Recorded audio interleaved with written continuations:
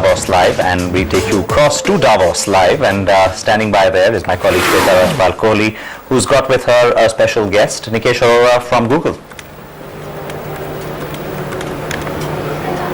That's right, it's a lovely sunny day here in Davos, and with me a very, very special guest, Chief Business Officer of Google, at a time when Google has seen a major management change. Thanks so much, Nikesh, for speaking to us here in Davos. My pleasure. Thank you for having me. Nikesh, let me start by asking you about perhaps one of the biggest surprises, the biggest news that we've seen in the technology world that completely surprised and shocked many people. The fact that Larry Page will now be heading Google. What really led to this change?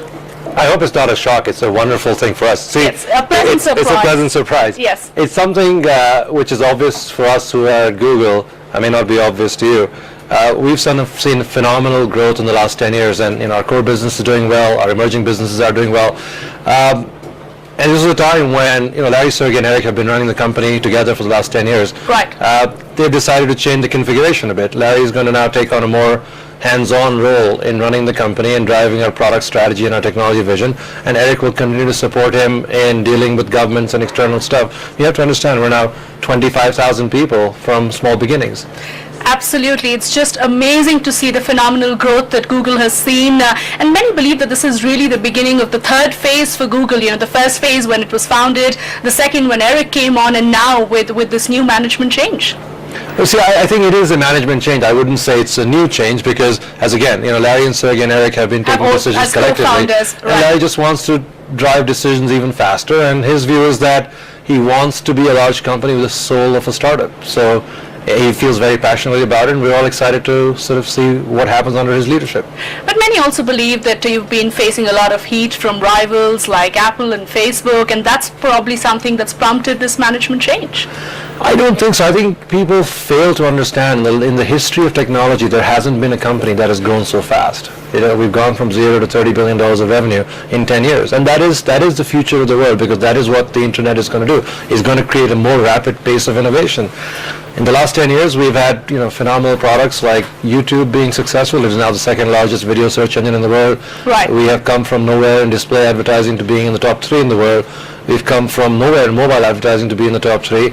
Android is a slam dunk success. We are turning on 300,000 phones a day, one every 3 seconds. So there aren't many companies in the history of the world which have gone through so many new products and put them on the map. And Google Maps, I know we've had a conversation last right. time, is one of the most Google successful products from a mapping perspective. And mapping had been going on for many years until we said we want to take a different perspective on how maps are perceived. We have Street View with maps. So I think there's a lot of innovation, a lot of change that we have been able to bring. There will be other players in the market who will also have innovation. You can't expect. But are you saying you're not worried about competition? Are you saying you do not evaluate competition? Is that what you're saying? Yes. You know what? It is very important not to look at the present state of the world and present state of users and users' behavior, because you end up with the wrong answer.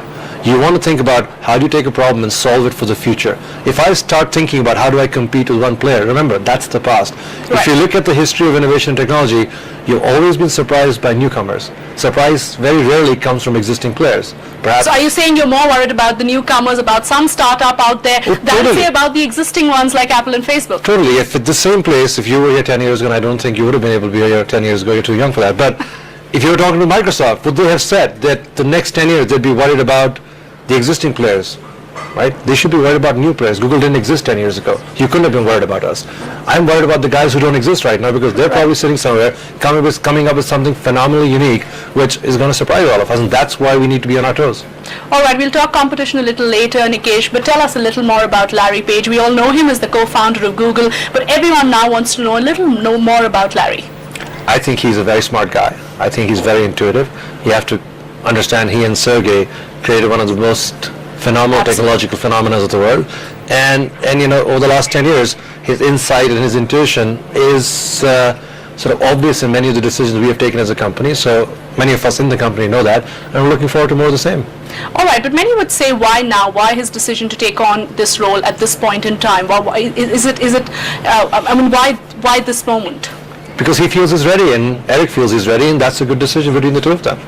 All right. Also, Nikesh, talking about the fact that many believe that Larry is extremely shy. He's known to be an introvert. He's not someone who's faced the media very often. Is he preparing himself now to have a more public face, so to say? I think Larry wants to drive great products for end users. That's what he's focusing on. I think that's the right thing for a CEO to focus on, because once you build great products for people, everything else falls into place. What would you say is your core competence right now? Does the search engine business continue to be the main driving business for Google?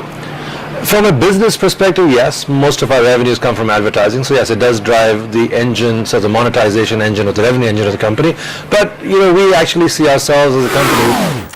That's of course Nikesh Arora from Google speaking about Larry Page taking over as the new boss at that company, and how it's going to maintain its soul as being a startup despite the huge size the company has today. On that note, we'll slip into a short break, but as we go into break, let's also quickly listen into some of the other big comments we've been bringing you from Davos Live.